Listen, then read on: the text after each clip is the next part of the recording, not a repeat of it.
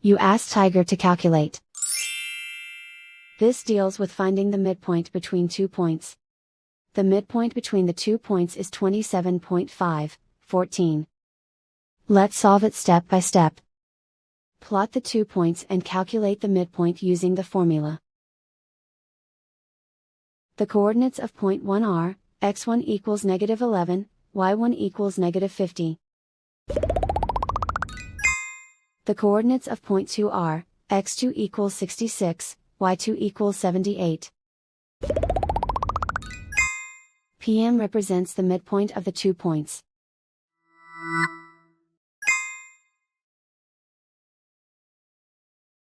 Use the x values in the midpoint formula to find the midpoints x. x1 equals -11.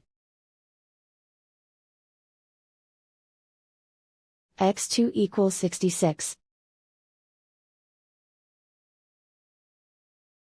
Simplify the arithmetic.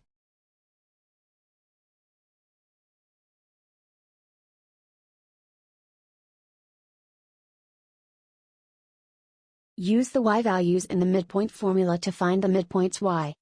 y1 equals -50. y2 equals 78. Simplify the arithmetic.